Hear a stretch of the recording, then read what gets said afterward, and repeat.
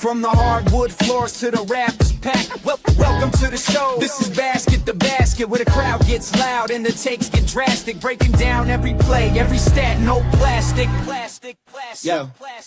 We talk legends, rookies, dynasties built. From the drive to the dish to the splash, from the tilt. From the opening tip to the closing act. We got the insight you need, straight fact, no cap. From the garden to the bay, where the nets stay snapping. To the shy, where the sky and the vibes stay cracking.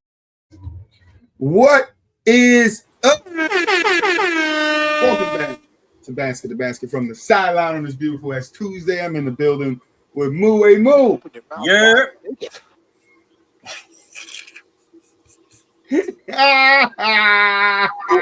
Open your mouth wide and take it. Open your mouth wide and take it. You feel me? Craziest soundbite. I just had to get it. When I heard it, I had to get it. It's season 3 out this bitch, man. We gotta mix it up. You feel me? Hell yeah. Listen, Linda, all right? I got to bring some classes back. How you feeling, boo? Hey, man, I'm feeling really good, man. It's motherfucking basketball Tuesday. Football season is damn near over, which means it's fully time to invest in hoop. Let's get it. Hoopy hoop. All right, and we're going to start off with our first topic of the day. As you see on the thumbnail, we wasted a little bit of time according to X Studios. You know, we don't jump right to our topics, but we there now. LeBron is at it again. He's crying, and he's crying some more. Now his latest thing is the season awards. He doesn't like that the NBA is set at 65, and it was to combat low management, especially from the high value stars like Kawhi Leonard. So I just want to read a little bit, and then we'll jump into it. The MVP race is thinning out, as we know, with injuries. LeBron is calling for the league to get rid of the 265-game rule. On the latest episode of the Mind Game podcast, James explained that the game is different from the 1980s and 90s, and the pace was much slower than it is now. So I don't know if that's true. Prior to the 2023-2024 season, the NBA board governor voted to approve a change that required players to play at least 65 games to be eligible for awards in all NBA teams. The rule was presented in a way to curb load management concerns, especially pertaining to high-profile and or national televised games. But the downside of this, punishing players for injuries that are out of their control, which is 100% true. True. I will not sit here and dispute that, right? The rule is going to hurt you if you get injured. It's going to favor guys that are not injured as much, right? If a guy misses 10 games, he's good. You feel me? If you miss, 20-something games, your ass not good. So you got to kind of, it's not in your control, like Nikola Jokic. He suffered a hyperextended left knee, and he's been out since December 29th. Yep. He said it would be reevaluated in 4 weeks. He was ruled out of Tuesday's game, which is today with Detroit, and could miss 2 more games, which he can only miss 2 more games for the rest of the season, which is kind of, I don't know if you would say impossible or hard to achieve. That means they can't sit him at all. Any nagging injuries, something like that. That's going to be a no-go. He's got to get in that game. How many minutes he playing? Still kind of low managed there. Other notable MVPs and all NBA candidates who dealt with injury this season, who is on the verge of hitting the threshold or already hit it, is Giannis, Wemby, Steph, Kawhi, AD, and Joel Embiid. Mulich, how are we feeling about those names that I just said and how the 65 game rule is affecting? I mean, is it unfortunate? Yes, it's unfortunate, right? Because we understand that injuries are unfortunately part of the game, and you can't control injuries. And it, of course, doesn't seem like it would be fair to hold players, I guess, postseason awards against them due to injuries, right? But this isn't about the injuries, right? And I understand why he would say that, right? But that lacks a lot of context, and it lacks a lot of reasoning as to why the rule is in place in the first place. When it comes to load management, when it comes to players being available to play and not playing, right? And when you pair that with the low ratings of the NBA and the NBA trying to not only bring up the numbers, but trying to bring young people into the game, you can't be surprised that this rule is in place. You can't be surprised that Adam Silver and the NBA are putting rules like this in place, mainly because, they're trying to get the numbers back up. They're trying to bring a lot more eyes to the game, but at the same time, they got to justify these contracts. This player's getting paid $200-300 mil, like bench role players, right? As minimal as 50-45 mil a year.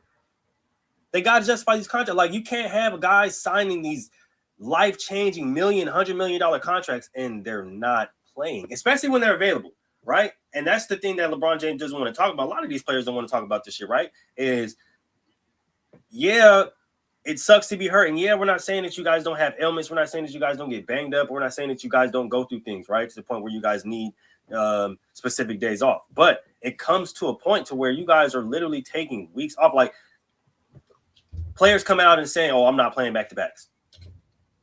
That's part of it. You can't be mad when you guys are literally saying, "Oh, well, I'm not playing back-to-backs. I feel like I don't have to play back-to-back."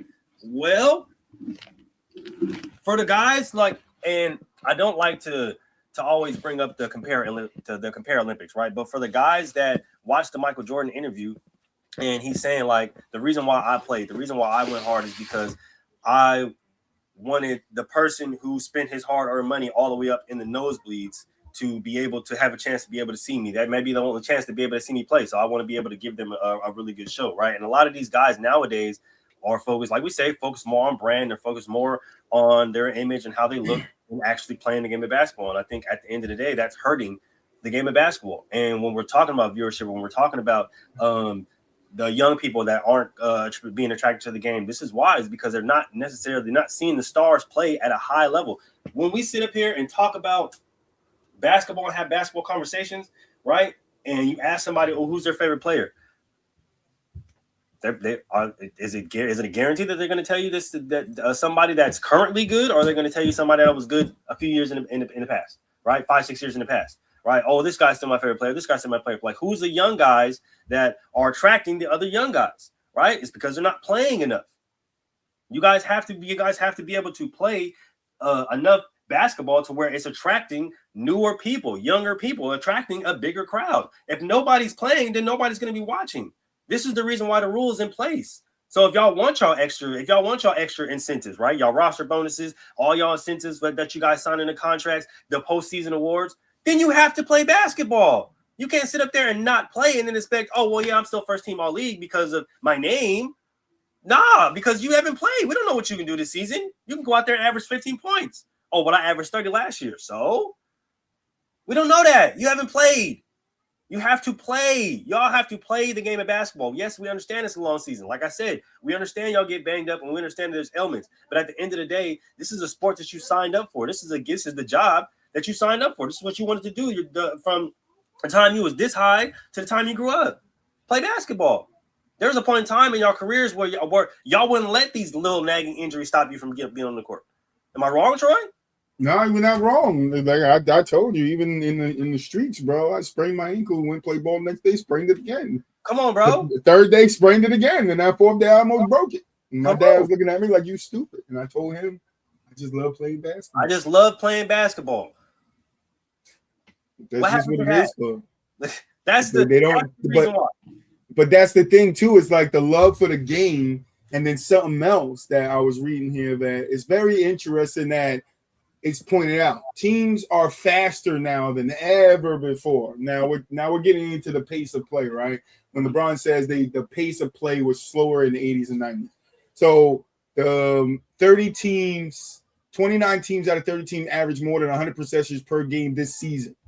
Going back a decade in 2015, 2016, only 13 teams averaged at least 100 possessions per game.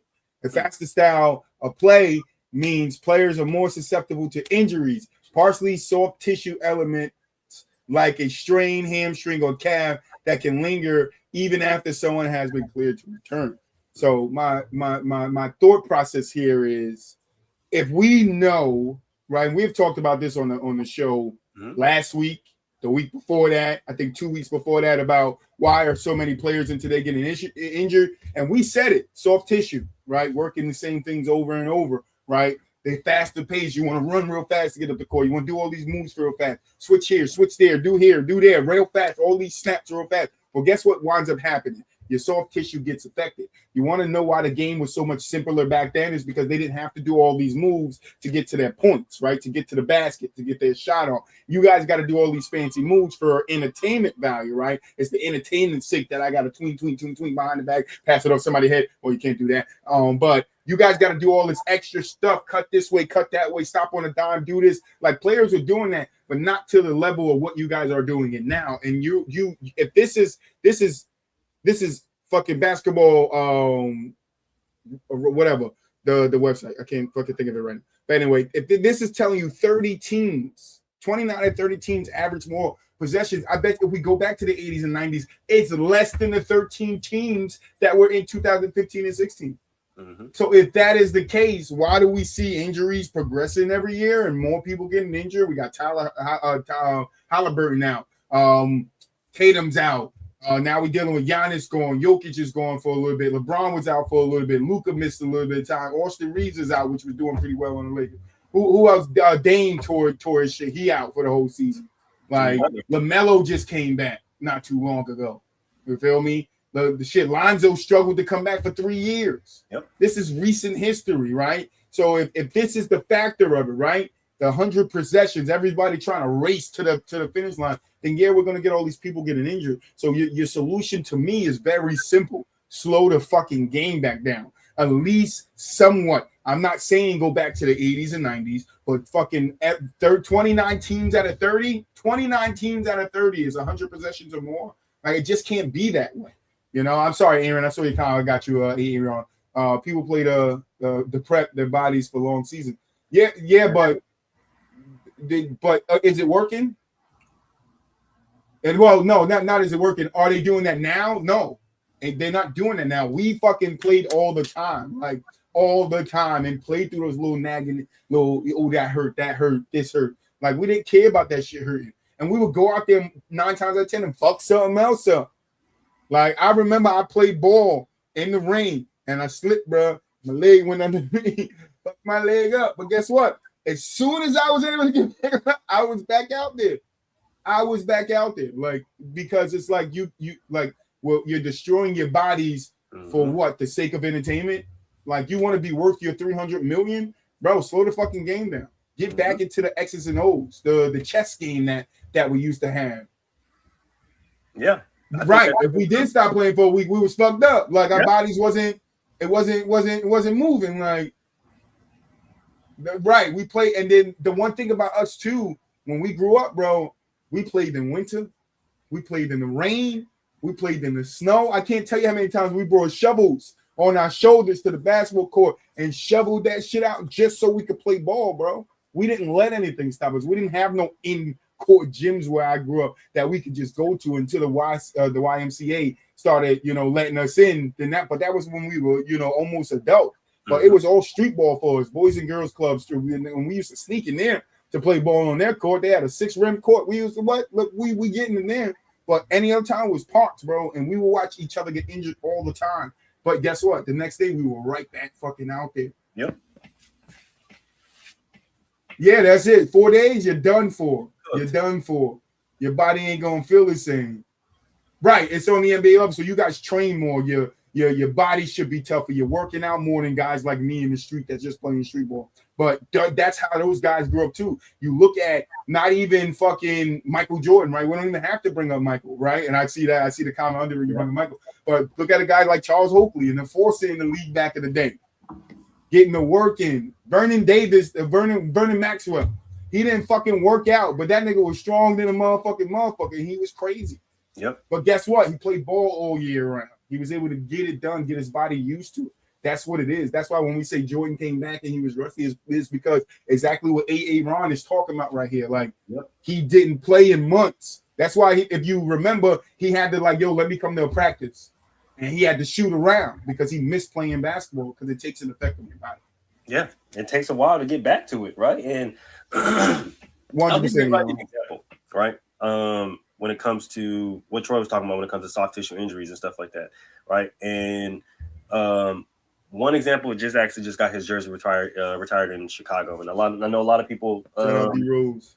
brought up Tibbs and how he contributed to D Rose's injury, which I don't think is true, right? Because like we said, a lot of these guys don't play enough basketball, and it's the reason why they get their soft tissue injuries, and they don't train their bodies enough, and they don't play enough basketball to where they can build up those calluses, build up those muscles in your body without necessarily weightlifting. It's just kind of like muscle memory, and that's kind of gonna go hand in hand with training your body, right? So with D Rose and the pace and Tibbs and stuff like that, right? A lot of people will contribute that to as much as he played, but it's not necessarily to that level. And it's not even necessarily up to pace either, right? Because a lot of times when you look at it and you break it down, a lot of these guys, when it came to just hooping and just playing basketball, yes, there was that. And they are building certain type of habits to where their body is going to be able to sustain these small type of injuries. But when you look at it on the advanced side, right? Not knowing how to land, not knowing how to plant specifically when you cut, and that attributing to these small tissue injuries, and those attributing to bigger injuries in the future, right? So Derrick Rose and everybody talking about, oh well, he's so explosive and he jumped out of his knees essentially, right? That's what I heard a lot back when he originally got hurt. But it was more than that, right? It wasn't that he was playing a lot of basketball. True, that is definitely true, right? It wasn't that he was playing a lot of basketball, right? And he'll tell you that himself. The doctors will tell you that. It wasn't that he was playing a lot of basketball. It wasn't that the necessarily that the pace and that Tibbs had him out there running like crazy. No, it's because a lot of these young, explosive, athletic guys, when they go up for layups, when they go up for dunks, they don't know how to come down. They don't know how to land. That goes part of that. That's part of it, right? When you have but how much can you control your landing when you're going up like this? Exactly, right? And that's the reason why a lot of guys, when they argue that they hold on to the rim, is so that they can have a lot more control when they come down, right? They're not just flopping down. They're not just slamming the ball in and then just coming down on willy-nilly. No, a lot of the guys, they hang on. A lot of trainers, a lot of basketball trainers, when they teach them, when you're that explosive, when you're that athletic, when you go up to it for a dunk, you hold on to the rim. You try to hold on to the rim for as long as you can without getting a foul or a penalty, so that you can control yourself, control your body on the way down, so you're not coming down with your limbs and everything just kind of flailing everywhere. Because if you land outside of the cylinder, you're basically guaranteed to tear something, right? So you look at the Derrick Roses, you look at the Tyrese Halliburtons, the Jason Tatums, even the Zion Williamsons, right, to where he was always constantly dealing with injuries, right? And it came down to how he was landing, right? So a lot of the times people will say, oh, well, just like LeBron said, oh, well, it's the pace. It's the pace. The game is too fast. No, it's not always the case, right? The game isn't always too fast. It's not always because a lot of people are playing a lot of basketball. But you know, and another point to that too, right? And these guys might not have been bouncing around like them, but Sean Kemp, right? That's a guy that bounced around, had bounce out the house, right? He didn't fucking, go through what we're going through. I'm looking at Derrick Rose, injury history. Started in 2012 with the left ACL. And then multiple knee meniscus tears, 2013, 2015, a left meniscus tear in 2017, and then various of chronic ankle, hamstring, and foot issues. Now I want to look at somebody else's real quick. Ja Morant, first starting back in 2019, ankle, back, ankle, back, knee, knee, thigh, ankle, back, knee.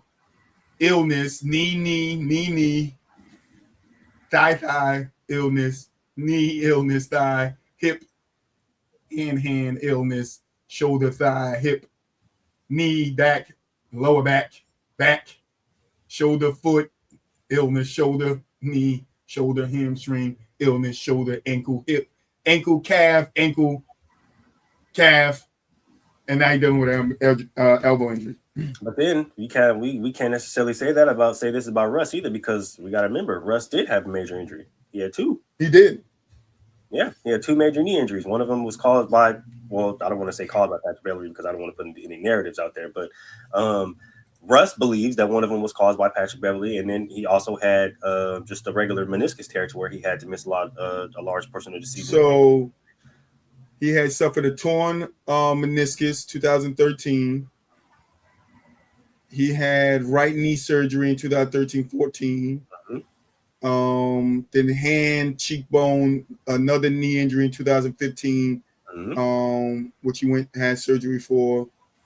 2018, he sprained his left ankle, and then he broke his hand. So not too much on the injury when it comes to his legs. So I agree with Aaron. He did suffer the meniscus tear early in his career, but unlike Derrick Rose and unlike Ja that we're seeing, he came back and still was able to relatively be himself. I don't know if that's the same course of action for a Ja Morant, a Zion Williamson, guys that, bounce out the house or are not landing correctly because all that force is coming down on your feet. I can tell you that because I got bad knees now because I used to jump off my porch at the top of the banister. It was like 16 stairs you had to go down. I used to just jump over instead of taking the stairs. And all that abuse on my knees every day fucked up my knees. So you got to know how to land. You got to know, and like I said, sometimes it's uncontrollable because you're going up with so much force trying to focus on getting the basket. You're not focused on what comes after. Yep. And I think that's the problem with a lot of players like Derrick Rose, Ja Morant, even Russell Westbrook, even though he was fortunate. Zion Williamson, those legs is what you need to succeed in the league. And once your legs go, that is it for you. And that don't matter if you played in the 80s, the 90s, or now. Yep. And when you see Ja having all these back injuries, which back injuries are could lead to other injuries, all these ankle injuries, calf injuries, it's because of the landing. It's because he's not partially working on the soft tissues, like the soft tissues are softening, and then you're landing on them, which they can tear some shit. Yeah. So when you say pace of the game, it is somewhat the pace of the game, but I don't blame it on the NBA of it being the pace of the game. I blame it on the players of it being the pace of the game. Because if the pace of the game was too much for you guys would have been fucking got out and fucking been hooping and hollering at these fucking meetings with the NCAA PPP, whatever, telling them that, hey, the pace is too fast. We got to slow it down. You would have been telling your coaches, hey, pace is too fast. We got to slow it down. But now when it comes to the awards, it's the pace. No, you guys been doing this for years now. Yeah. And I think another big hater. Outcomes. Chat is lit today. What's your solution? Yeah, drop your solution. Because we definitely want to hear it. But I think another, big factor that a lot of people don't talk about when it comes to like injuries and soft tissue injuries and stuff like that, especially paired with how they land and how explosive these young athletes are, right, is weightlifting, right? And I know we understand LeBron James spends a lot of money on his body, right? We know there's a lot of people that have taken that route to spend a lot of money on their body, right? But when it comes to just, I guess, plain old kind of like training or whatever the case may be, just going back to the basics, right? If we're talking about slowing the game down, if we're talking about going back to the fundamentals, less threes, more twos, then go back to weightlifting, like truly weightlifting, right? Like we understand this is how Jordan and Pippen started to go on their run, right? Weightlifting, right? Do we understand this is how Kobe took his ascension, right? Is getting bigger in their weights, right? Hitting those weights, pounding the iron, right? So when you're looking at a lot of these soft tissue injuries, the back, the knees, right? Coming from a person who has not only broke his foot but has tore his knee, a doctor will tell you straight up that when you have these nagging ailments, when you have these nagging injuries, especially things like a back and like a knee or even like an ankle, it's because you guys aren't training your legs enough, right? You guys are going out there playing a lot of basketball, running around, running miles and miles and miles and miles and miles. That's literally what you're doing. And on top of that, banging into another human being, and you're not putting on the Apple weight that you need in order to absorb that force. You know what's another part of that too, Moo, is all of this fucking machinery and technology they got now. Nigga, back in the day when Mike and them and Bird and fucking Magic and Isaiah and them was working out, nigga, it was pure weights. These nigga pure treadmill running, no breathing. Fucking, I don't need that breathing shit. I'm a Now niggas got oxygen mask on while they're running, so they go, nigga, that's not helping your stamina in the game. That's not helping you get your body right. You gotta let your body go through that shit so it knows how to deal with it when you hit the wall. Mhm. Like you hit the wall and then your body regenerates itself, and now you're back for that second breath, as they call it. Yep. And when it Working comes the core of his strength, that's true. That's That big. is true. Right? Steph is a big one too. Shit, Steph is a big one. Giannis is a big one. Kevin Durant is a big one. A lot of these guys, we will not, Ron. We will not give them excuses. ever. A lot of these It's on guys them. take weightlifting as seriously as they need to. Right. This is the reason why Kobe and Shaq ultimately fell out. That's a really big one. Shit. As soon as Jordan started to get his success, cigars and casino chips, he started to do the scar thing, drinking and stuff like that. Right. That's the reason why you started. But a lot of those guys said that. I forget who said it on the podcast. Oh, Kevin Garnett. Kevin Garnett. Like, do some dope. Like, Yeah. Because in all reality, you guys are sitting here getting all these fucking leg injuries, and like back in the day, these was career-ending injuries. These are no longer career-ending injuries. They're just season-ending now, right? Mhm. So you get guys are getting season-ending injuries when guys back in the day that still did not take care of their bodies. Vernon Maxwell did not take care of his body. Nigga was just doing his dope and drinking. Did not have to deal with the injuries like this. He's just a hothead. You feel me? But he was a good player. Yeah. And a lot of these You feel guys, me? regardless of the fact of what they did on the outside, right? Like off the court or even, you know what I'm saying, in the clubs or whatever the case may be, like we said, a lot of these guys like to lift, right? Like they just like to work out. It's not just, and it's not like specifically basketball workouts that they're just going to hoop all the time, right? Like these guys in the newer school are, right? The Kevin Durant's, the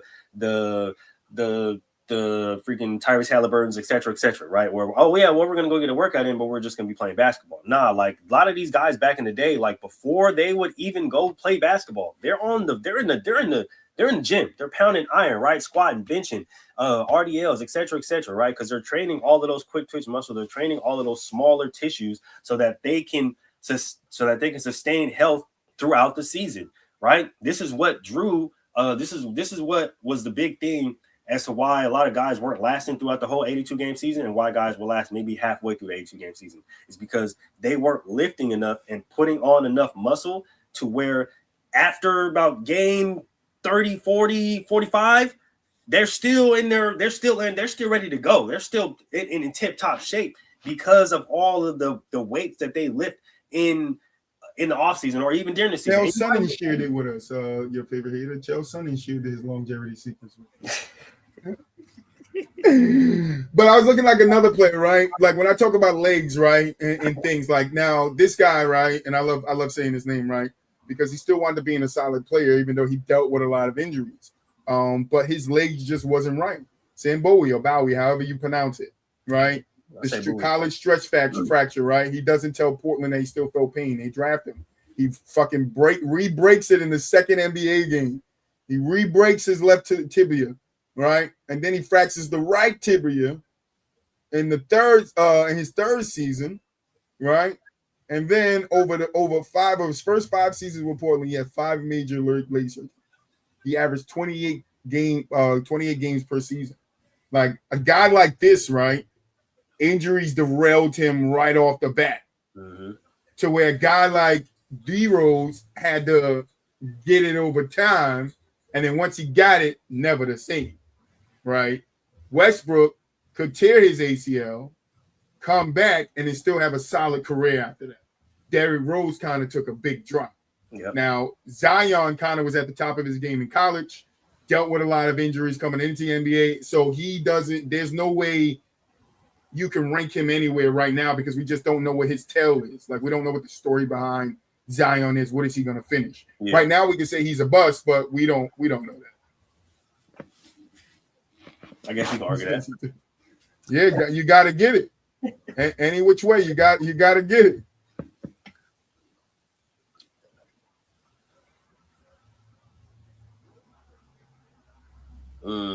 Okay. Yeah. Okay. I'm not necessarily mad at that. Me either.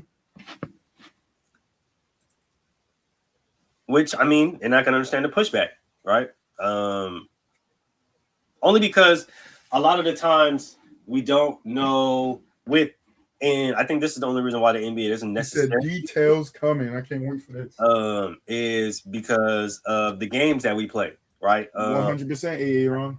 I think if it was a 1, maybe 2 or 3, 4 game series at the most, then you might be able to like put stipulations on seeding. But because of the NBA and 7 game series, and you got to go back and forth, so it really doesn't really matter who gets home court advantage, because you guys are going to end up playing on each other's home turf anyway. I think that's the only reason as to why that necessarily doesn't work out like that. But then, I mean, I can understand. I can see how though, because they could play it kind of like how baseball does it. Because baseball also does 7 game series, but they award specific playoff stipulations to people or to the team who wins the All-Star game. So I can see it working. I'm not too opposed.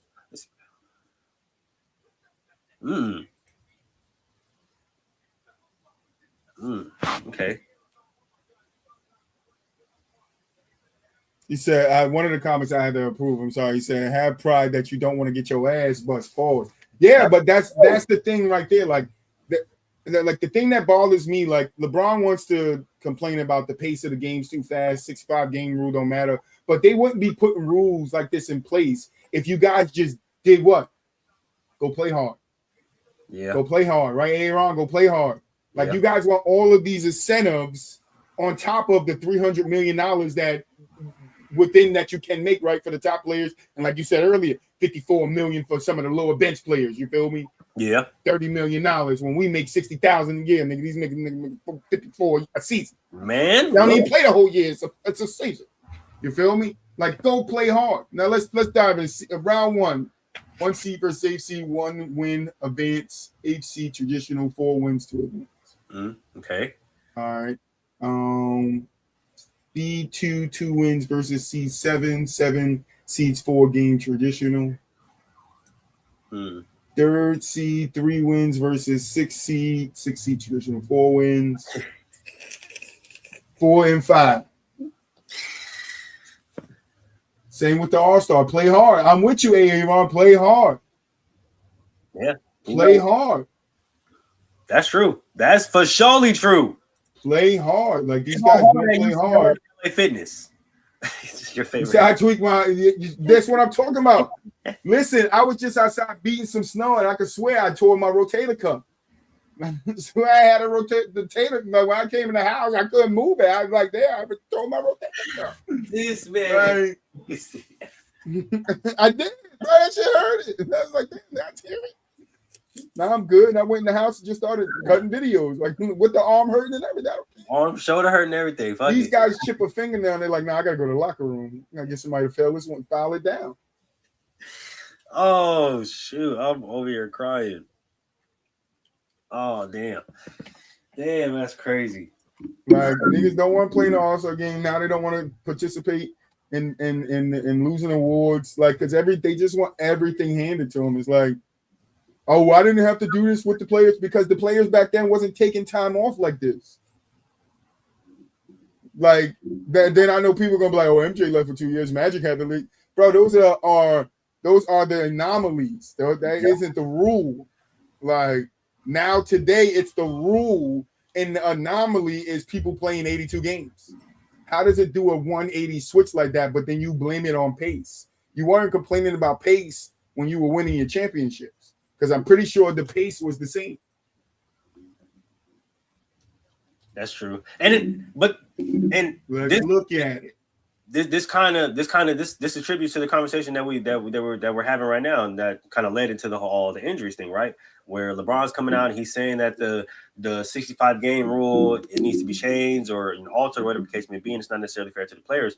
But players bitching about money already. Imagine cutting games, telling players they won't get as much, right? Well, that's kind of what the rule is in place for, right? Y'all bitching about money, y'all bitching about all this stuff like that, right? Well, if you don't play, you don't get your monies. All right? It is what it is, okay? Because we know a lot of these guys have incentives tied to, postseason awards, first team all league, second team all league, defensive player, all defensive teams, et cetera, right? But if you're not playing due to these soft tissue ailments or nagging, you feel me, these little nagging little hurts, right? Because was it 1920 or 2021 the Lakers won the title? What that? Was it 1920? Yeah. bubble? Was it 2021 or 1920? 2010. Get rid of. Ooh, that's a good one too, though. Give me a second. I was trying not to leave my screen. That's a good one too, though. Get rid of them guarantees. I ain't gonna lie to you. Lakers won in 1920, I believe. That's not bad. I ain't gonna lie. Well, and then like I said, y'all, like Yeah, 1920. they have to. So they the have to pace in 1920, and no wait, that's 2021. 1920, bruh. You weren't complaining about pace. How many teams is this? Hold on. 27 teams had a pace over 100 when you won your championship, your last championship. In 2007, 17-18, when you was going against the Golden State Warriors,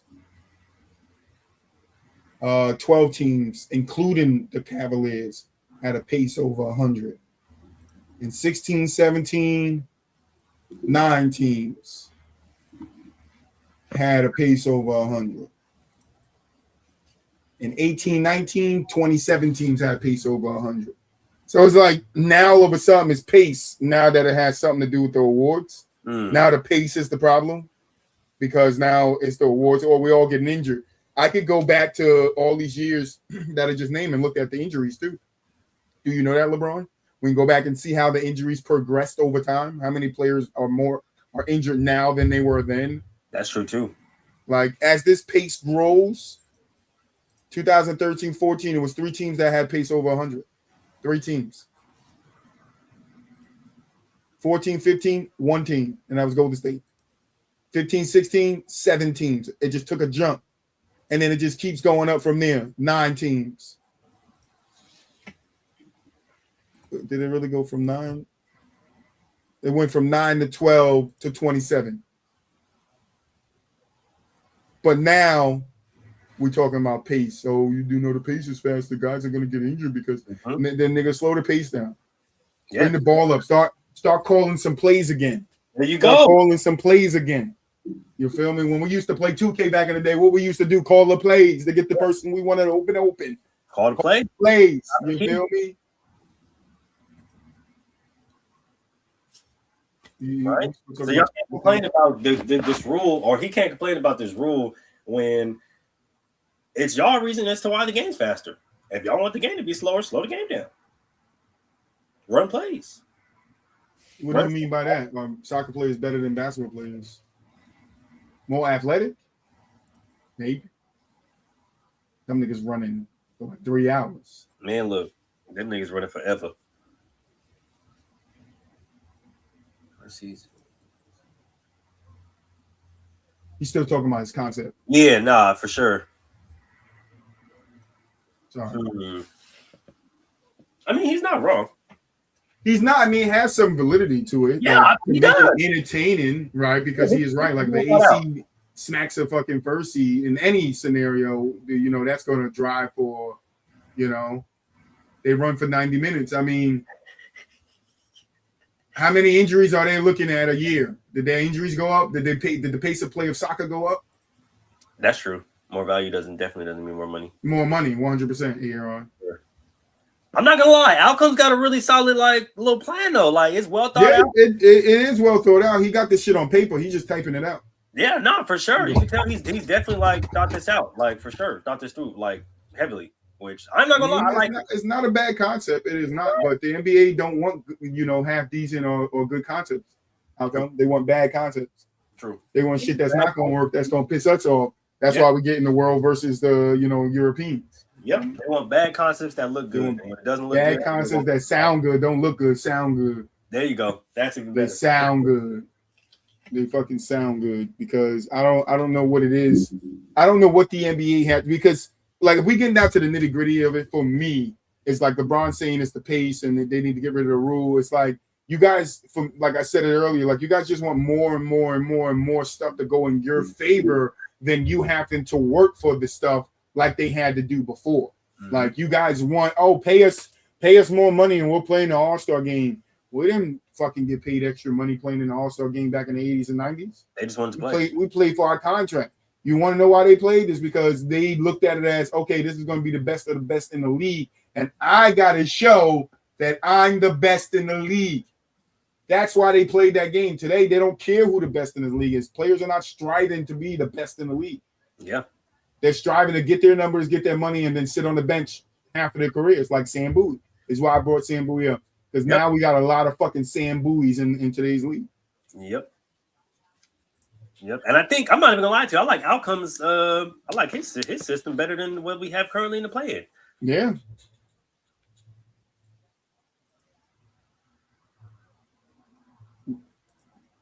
I mean, Aaron said, Aaron read that shit. He said, Dave, C's ain't sweeping. We don't know. The Heat made it to the finals in the bubble. Nigga. Nobody expected that as a. We don't know. The Heat made it to the finals. Make it, man. It's rare. It is the anomaly, Aaron, but they do make it. Don't get that mistake. They do make it. It does happen. I mean, we've seen crazier shit. He said since when. I'll look it up. I don't. Oh man, you probably know the answer. Last time the AFC won the finals was in 1984. Think of the scenario: AFC game 4. If Lou's gone, plus no one wants to watch the AFC because we know they will ultimately lose. But he's saying, Aaron, if the AFC goes on and sweeps through and wins it, then the ratings will shoot up. Maybe push the 1 seed, but sweep, he said, I ain't going for that. Aaron said, hell no. Jimmy was halfway where? In the bubble? Or he was with Rachel Nicholson. I know where he was. We know where he was at. Jeez. Yeah, Aaron sticking to it. He said, when a game or two, I got you, bud. I don't know if it's sweet, but I get what you're saying. Outcomes, like if it was to happen, it would shoot up the ratings. People would want to watch and see with this format. In the bubble, yeah, but they still made it there. What was the point? They made it. They didn't win it. That's true. I mean, the 2023 Heat also they did it too as well. So yeah, the 95 Rockets was the lowest seed to win the championship, number 6. Yeah, so I mean, it's possible. I'm not saying it's like an automatic guarantee, but I do think just based off what we've seen in the past, I think it'll make for some good basketball and a solid matchup because we have seen it as of recently. No, I don't think so. But I think in a scenario where the 8 seed bumps the first seed off, and if they're playing that well put together, I think people are going to watch to see what that 8 seed does. They should have. I could agree with you that they're your favorite hater. Let me see. Okay. Well, but who's to determine what the best team from both sides are? What if a team was injured, missing their best player, and another team was the best team that season, but in the playoffs, the team that's missing their player got their player back, and then that team beat the team that was technically the best. Okay.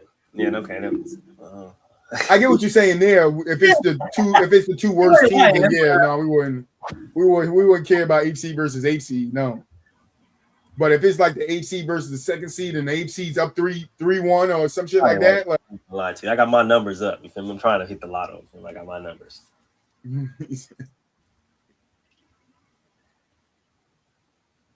I don't know about that part of it. I'm having a bye week. I don't know about that part of it. Yeah, I don't think so. He said, so the next round we're going to watch the AFC get smoked. But who's to say they get smoked, Aaron?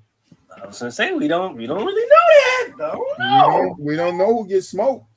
We don't know that. And it's not a bye week. I don't know what they can't. Right. What type of advantage would you give them? Yeah, and see, right? I think that's saying if they win one game, they advance. That's the advantage. It's not like HC has to win 4 games. It's like you got like okay, I got you.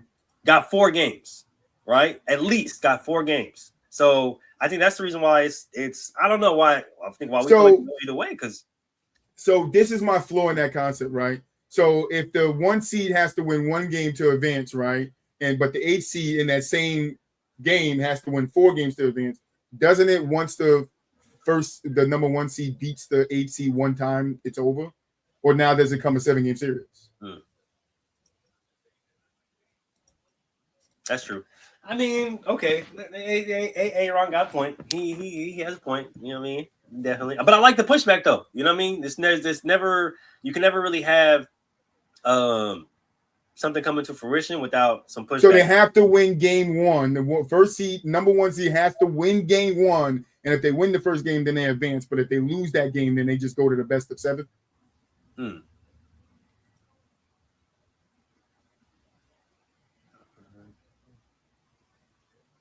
He said, "Have a draw for the rest of the matchups." Y'all don't got to play today. Y'all don't got to play. Go home. We pay y'all to go home. Yeah, no, y'all good. Y'all good. Don't worry about it. Y'all good. Don't worry about it.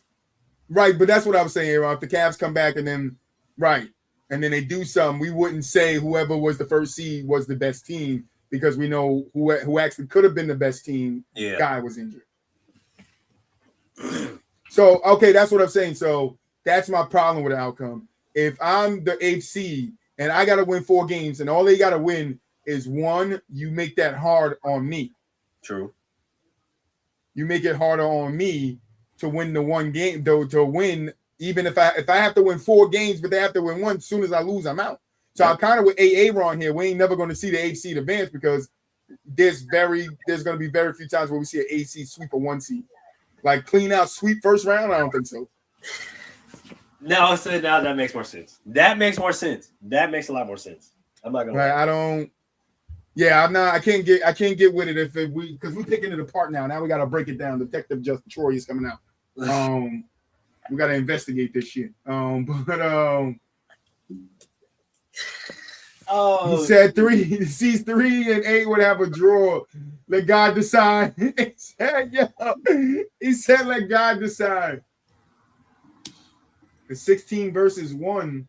But who determined what the 1 is? The team with the best record? Yeah. So let's say Shea, God forbid, let's say Shea gets injured. They fall to 5. They got to go through the gauntlet because Shea got injured and they fell to 5, even though we know the Thunder are the best team in the NBA right now. That's what I'm saying. You put me, the team that whatever team got to win 4, you put me at a greater disadvantage because all I got to do is lose once to a better team than me. Yeah, I got to lose once to a better team than me. Yeah. Yeah. And that's like 98.99% going to happen. Yeah, that's rough. That's a rough set of outcome. I don't know. That's a rough path. I'm not gonna lie to you. That's a rough path. Just I think a shot, not even in the dark. It's not even a shot in the dark. That's a shot at the moon. When you don't know what to make it entertaining, but I think that is rough. That's a rough spot. That's rough. That's rough. That is a gauntlet. But let's move on to our last topic of the day. Mavs. After Rich Paul came out, which we talked about last week, if you didn't see that episode, go watch it. We talked about some stuff that Rich Paul had said, and a report came out that Rich Paul is demanding the Mavs to trade Anthony Davis. Well, as of I think 2 days ago, when was this drop? No, today. As of today, the Mavs said they have no plans on trading, which is a good thing for me because, like I said, I do think Rich Paul is tampering. Agent tampering is what I'm going to call it. We got player tampering, coach tampering, organization tampering, and agent tampering. I don't care. It's all tampering. If we got the Flake gate, we got agent gate. You feel me? It's an agent gate going out here, and the Mavs ain't falling for it. And I like this for the Mavs, standing up and saying, no, we're not going to trade Anthony Davis. How you feeling about that move? They basically just told Rich Paul, fuck you. That's what I heard. I just heard, hey, fuck you, because you're not going to sit up here and come up with a podcast and be on your little podcast and say, oh, I'm not agent Rich Paul right now. This is podcast Paul. Nah, you always agent Paul, nigga, because that's your job. So that Mavs was like, okay, well, since you want to do this and you want to have your little podcast, you want to be talking your little shit about what we should be doing with our player who just happens to be your client, Yeah, no, we're not trading him. We Look, the Mavs said Rich Paul is not going to bully us. That is a direct quote from the Mavs organization. Yeah, He's not going to bully us. Yeah, that was a fuck you. You don't. We don't care what you got to say on your stupid podcast. Then McMahon continues. The governor of the Mavs governor Patrick continues. Is not going to sign off on a deal just to do a deal. Ownership doesn't feel any pressure to do any AD deals. A third source told Patrick has no problem going into next year with the healthy Kyrie and the healthy AD alongside Cooper Flag and seeing what it looks like. Didn't we say that? We said that right here on this damn show. Right here on this damn show, we said that. Well, Rich Paul problem, your favorite hater is that he wants the Mavs to give him a contract extension right now. Yep. So because they're not trying to talk contract extension with him, he wants to force their hand to get him out and send him to a team like Toronto, which will give him a contract extension right now. But to me, that's stupid because we don't know what his health holds for the future to give him a contract extension. So now, to me, Rich Paul knows this, right? And what he's doing is he's trying to get ahead of the game. Before he goes out again, let me secure your money. And I don't think teams are willing to take that risk. The Mavs are like, fuck it. We just going to see what we got coming back next year when we have our full roster together of what we planned on having. Yep. Yeah. And that's quite literally it. They said, we don't care, bro. At the end of the day, we don't have to extend him right now. We don't have to trade him at all either. All right. What we're going to do is, since you are so big mouth and you want to talk all this shit, what we're going to do is we're going to wait till Kyrie gets back. We're going to have a healthy AD. We're going to have a young Coop. We're going to have a whole bunch of these other pieces, and we're going to see what the fuck we have, which is something that we literally sat here and said on this damn show probably, 2 months ago, if I'm not mistaken, right? And this is the Mavs way, right? Because we got to think about it like this. What the fuck is his name? Mark Cuban. He is still very, very vocal in that front office, and I know he'll be damned if he's just gonna let some agent come in there and start running shit. So this is the Mavs way of saying like, yeah, nah, all that shit sounds good on your podcast, but this is the real word, baby boy. We're not doing that. All right, we're gonna do what the fuck we want to do, and if you don't like it, oh well, because we have the rights to his contract. So we can literally do what the fuck we want to do with him. Either he retires or he plays. But we're not going to extend him when he's legitimately been hurt more times than he's played this season. It's that simple. Goes into the 65-game rule again, right? He can't sit up there and say he wants defensive honors or any kind of NBA honors when he hasn't been available.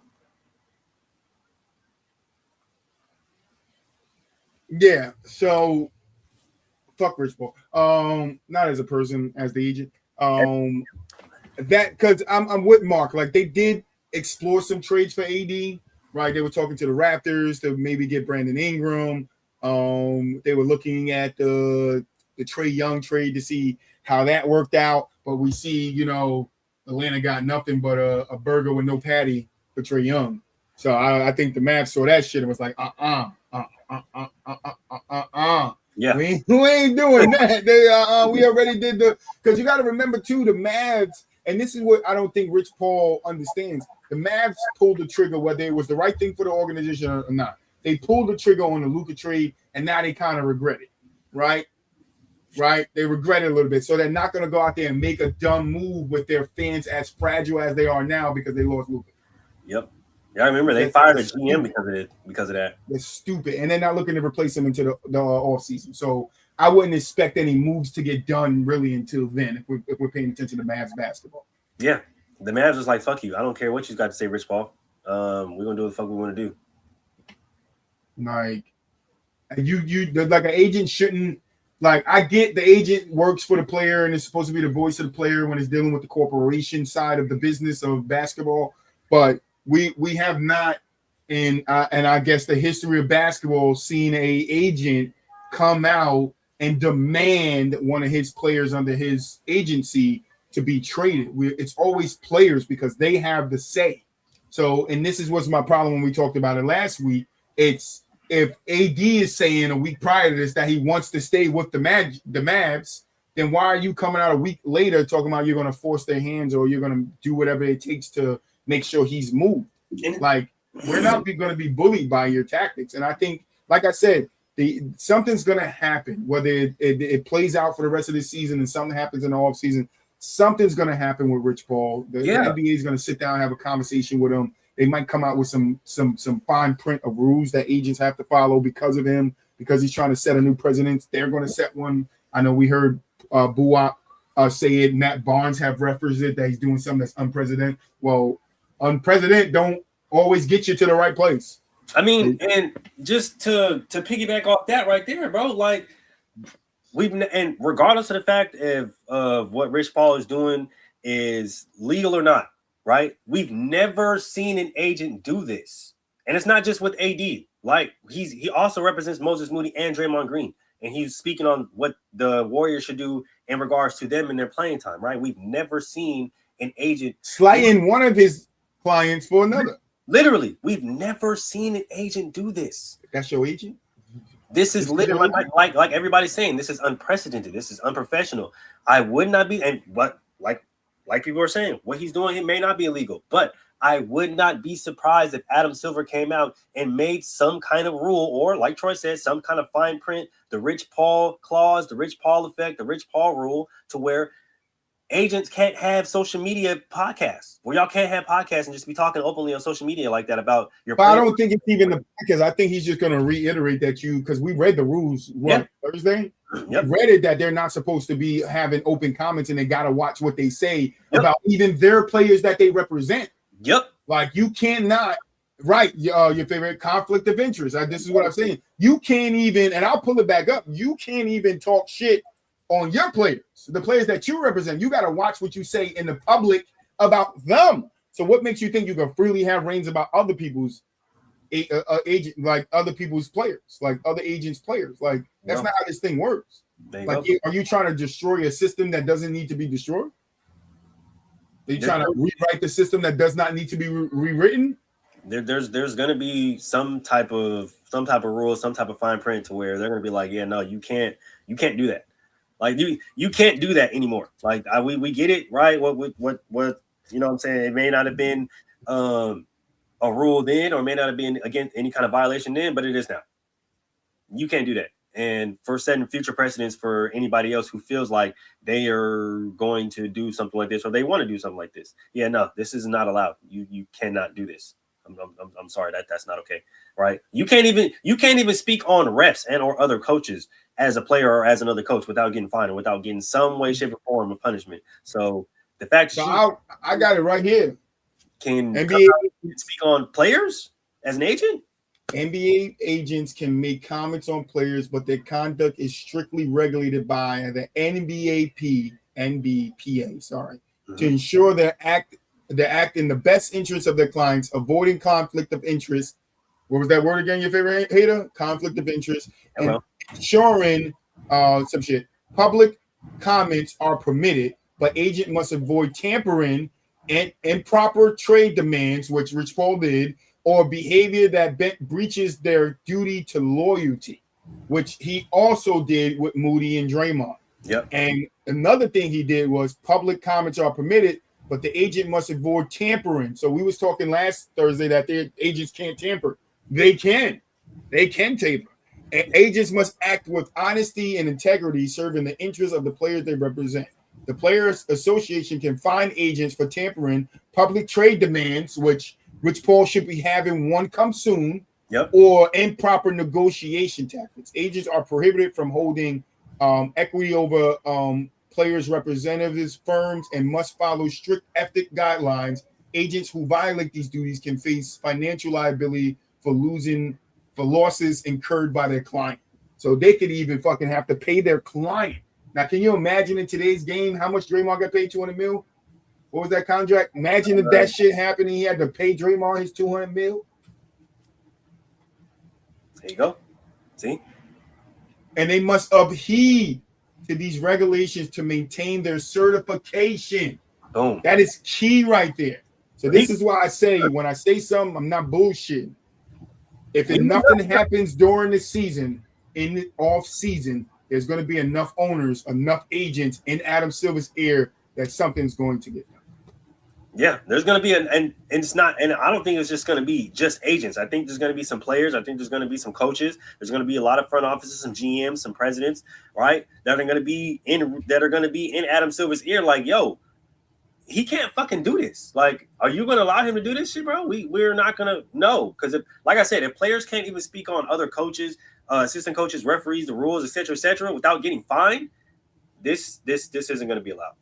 This is not going to be allowed. I promise you. The NBA is going to legitimately, if not by the trade deadline or the All-Star break, for sure by the offseason, there's going to be some type of fine print, some type of rule saying that, yo, as an agent, you cannot do this. We didn't make it so as clear now, right? Even with everything that Troy just made, which is as clear as it can get, right? If we didn't make it clear enough then, we're making it clear now. You cannot do this. And as an agent, that did not come up in the ordinary ways of becoming an agent, going to school, getting a license, doing your thing. LeBron helped you get an agency, whatever is owned by LeBron. Whatever the case is, you didn't follow the norms of becoming an agent. So don't you think for you should fucking adhere by all of the fucking rules? All of them? Because it could be easier for you to lose that certification to be an agent in the NBA. You might have to take your talents elsewhere, like Bron did. You get what I'm hitting that move? You might have to take your talents elsewhere, because this cannot be tolerated. You cannot allow agents, and the agent of another player that he spoke on approached him already. So it's like and I agree with that. It is a desperate attempt to push LeBron in everybody's face by Rich Paul and them. Yep. It is. Like, you talk about getting rid of Austin Reeves. Who does that benefit? LeBron James. It doesn't benefit Luka.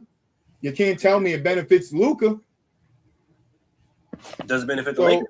You're coming out and you're speaking all this bullshit because you want to push the narrative of that LeBron is the GOAT. And that's fine. You want to be on his side, but there's a right way of doing things and a wrong way of doing things. And if the NBA lets this slide, then it sets a fucking unthinkable precedent of what other agents are going to do now to get back at an agent like Rich Paul for doing this shit. Mm-hmm. Now they're going to start poaching your players, giving them better deals, taking less money just to get them away from you. Like, there's going to be some backdoor fucking deals, and you ain't going to know how to deal with them. Yep. You got to get in front of it now. Soon LeBron's out the league, and ain't nobody in the league going to be there to protect you. Yeah, you can't represent LeBron forever in the league. He's not gonna be here forever. So you're gonna have to build a relationship and rapport with other clients, particularly younger clients. When they see you doing stuff like this, you really think they're gonna be inclined to sign with you?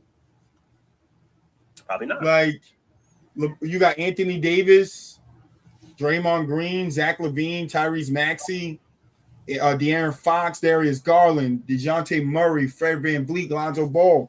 Which one of them gonna save you? Which one of them going to be able to protect you?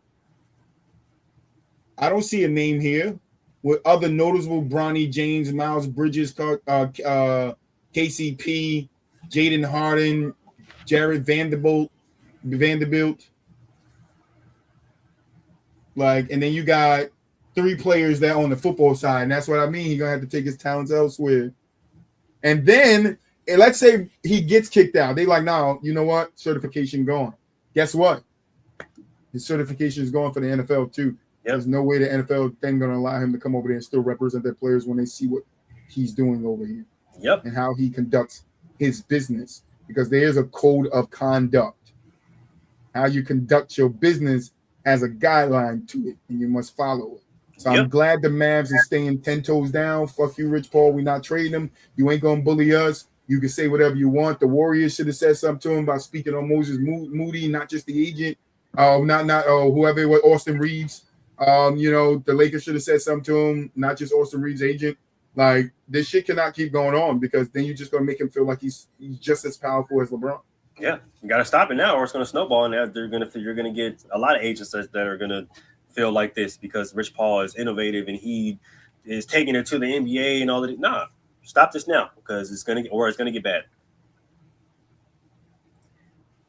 You're gonna have to. You're going to have to, because they just think at this point they can do whatever they want. And that's just not just not how the NBA rolls, and they never rolled this way. And I agree with I think T3 said last week when we was talking about it. If this was David Stern, shit would have been nipped in the butt. As soon as he would have, before the episode aired, that shit would have never aired. David Stern would have got wind of that shit, bro. You do that shit, certification gone. And I'm not even gonna hesitate to take it. So if you plan on do that, just send a limo with that shit on the back seat. Put the certification on the back seat and the limo will bring it to me, because we're not doing that.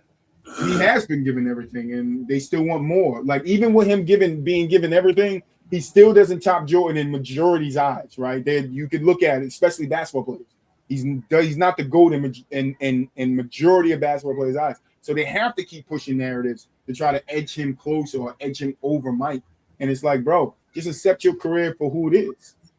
Accept your career for what it is. Yeah. And just go from there. You had a great career. You are one of the best players ever play this game, and that gets to diminished because of what you and your camp do to push this GOAT competition. People would talk about LeBron in such a better light, right?